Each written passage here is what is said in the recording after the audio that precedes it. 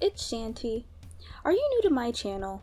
Are you someone who subscribed to me already but know nothing about my characters? Because you don't read my pinned comments? Anyways, well, I'm so glad you're watching this video. This video will help educate and inform you on the world my characters live in. So for starters, my characters are all cartoony toon people that live in a toon world or a tooniverse. The tooniverse is called Zoeticon. You know how in Wreck-It Ralph, Ralph is a person, but we're not supposed to see him as a parallel or representation of a real person? Like we do, I don't know, Moana, who is supposed to represent an actual human girl. Ralph is a video game character in a video game world. My characters have a similar framework. They are cartoon characters that live in a cartoon world. In Zoeticon, there are different classifications on race and species based on what tropes, cliches, genre, or even art style a character falls into. I will be giving short summaries and examples on what the races are, but if you want a further explanation on the races, please read the links I provide. If all your inquiries about the races are still not answered, then you can always ask me. The first race I will be elaborating on is called Fauna Prime. Fauna Prime are, simply put, cartoon animals that happen to walk and talk just like people.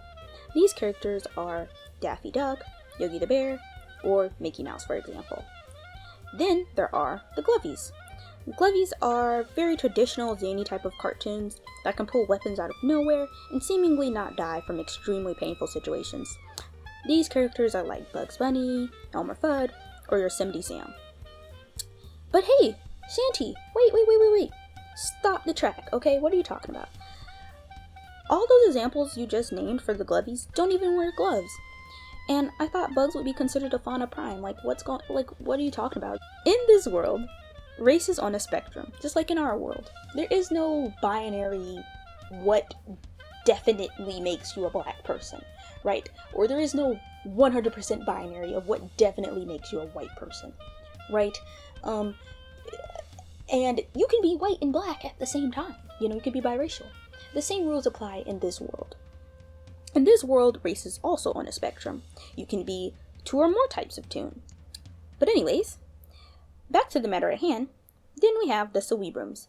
A Ceweebrum is a cutesy educational cartoon. They are similar to Dora the Explorer, Ni Hao Kai Lan, or Wawa Wasby, for example.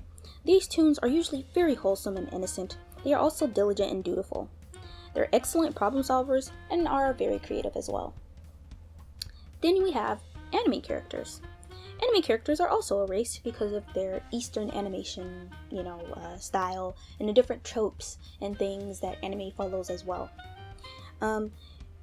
They can be distinctly split into subtypes of shoujo and shonen, which can even be split even further, I'm pretty sure. But to keep things simple, I'm just gonna leave it there, and the race sheet goes into more of the traits and qualities of an anime character. Next is Nonjuring or Normie. These toons are more contemporary. They do not withstand slapstick very good and will probably die from dynamite explosions. They have no toony qualities other than being a drawn character, other than being a cartoon or animated character. That's really the only quality they have that qualifies them for being a cartoon. This is not to say that they can't have any powers, but having tooniness to them is very rare. To keep it simple, they are not a bounce off the wall type of cartoon. Think of Penny Proud or Kim Possible, or even Superman, for example. Even though he has powers, there are some normies that do have powers. But Superman is a more realistic, down-to-earth cartoon character, even though he's Superman. But you get what I'm saying. He's not zany and bounces off the walls and has a mallet and hits you on the head and goes yahoo. And last but not least are the Alluren.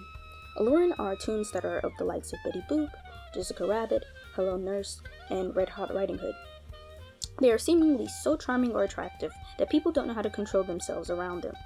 These toon types are more adult, innuendo-ish, fan servicey type of characters. I don't know why there are so many characters like this. You even have Miss Bellum and more newer types of cartoons. But take it for what it is. Here's some other information as well. The girls bleed gray because they were made during the black and white era of television. Any toon made during this time will bleed gray if they get converted into color or rebooted.